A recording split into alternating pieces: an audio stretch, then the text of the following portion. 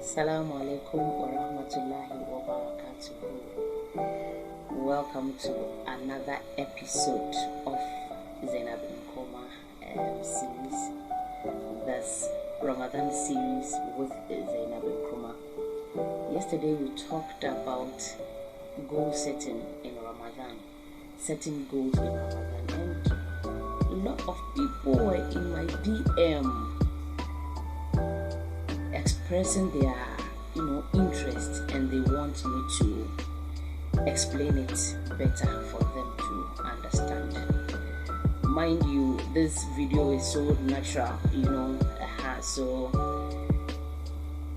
flow with me, go with me, whichever way you see it, you feel it. Let's just flow. It's just a natural video. So I was talking about setting goals for Ramadan, and I made mention that we need to be conscious or have a plan in every step you take in life. You should have a roadmap to follow. There should be a roadmap for you to follow, so that at the end of the day, when you check the roadmap you had for that particular project you were doing, you'll be able to know that, I was able to do it up to this stage, I was able to finish, so I would have to start another one. Now, anything that you do without a plan, it's haphazard. It doesn't come out well. So as Muslims, as believers, I think goal setting towards our iman, getting nearness, our spiritual goals should be very, very important to us. We have different types of goals that we set: educational goals, financial goals, marital goals, a whole lot, health goals, and there is spiritual goals. And in the spiritual goals, I mentioned yesterday that during the beginning of the year, Ramadan should be on your vision board, your goal setting under your spiritual goals, so that on the maybe 28th of February or 1st of March, we will be starting Ramadan, and by the end of Ramadan, I should be able to memorize the last 10 chapters of the Holy Quran. Being intentional about your faith, being intentional with Allah Almighty. Let's not join the old tradition. Ramadan is here, yay, we all go and say Tarawih prayers. Some of us don't even say Tahajjud. We do the Tarawih prayers, we go and eat. When it's time for iftar, we run quickly to the mosque to go and get something to eat. And some even intentionally wait after the Isha, and they have said about 4 rakat of the Tarawih. That's where they go in to even say they are. You are not deceiving anyone. Let's be intentional, right? Let's be intentional. Let's plan. So today we are going to focus on the Holy Quran. We are going to write down a particular goal that if you haven't started reading the Holy Quran, you are going to set a goal that by the end of Ramadan, I should be able to read the Holy Quran. So meaning you get yourself someone to teach you or take you through the Yasna Quran. Then you pay attention, you make time. If it is every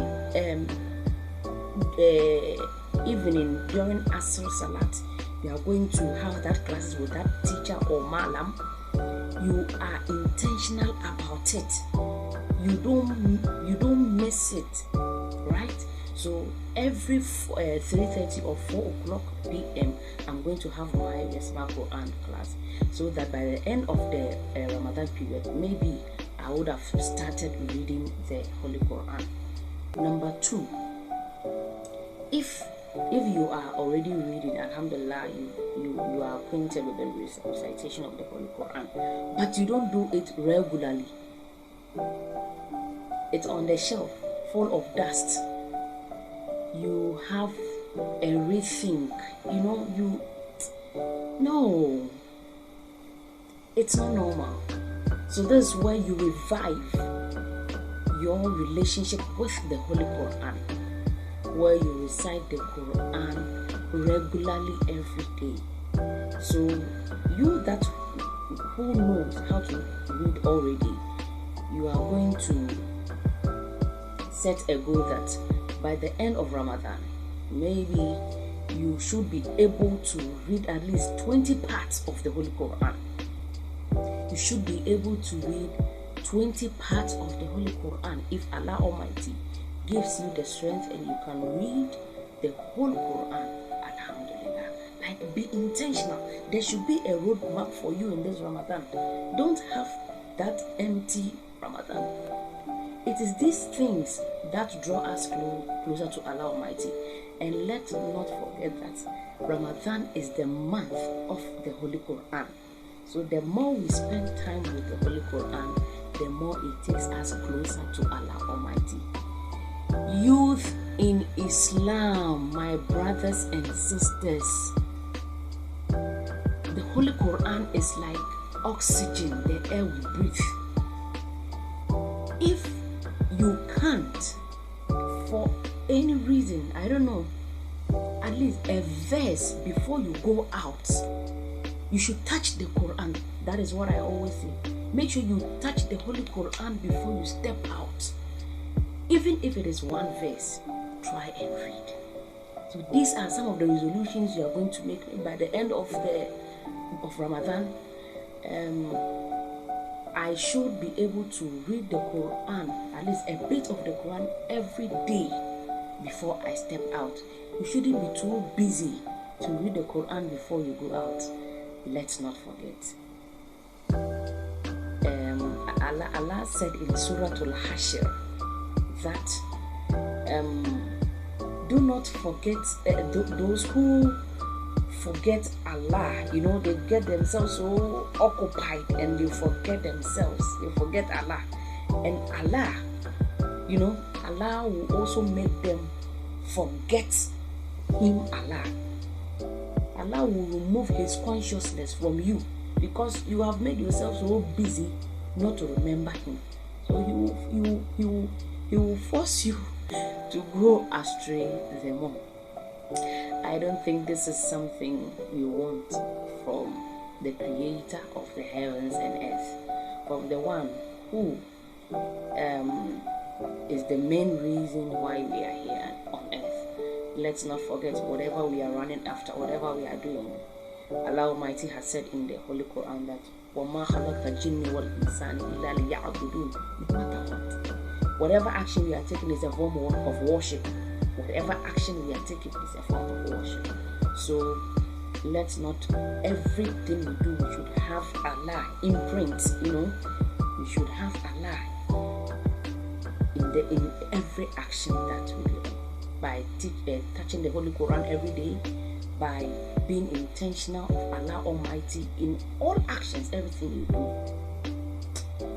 it will change things. Set goals for the year 2025 Ramadan, and it will change your life. Set goals for the Holy Quran. If you don't know how to read the Quran, set goal that by the end of Ramadan, I will start reading the Holy Quran. If you are the one who knows how to read and don't read it regularly, set goals that inshallah by the time Ramadan ends, I'll be a regular reciter of the Holy Quran. If you are the one that is regular, you keep increasing.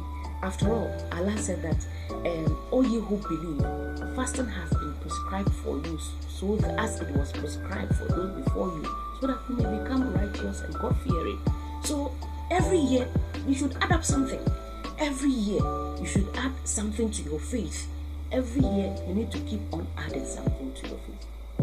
May Allah grant us the special understanding faith to go through this special month.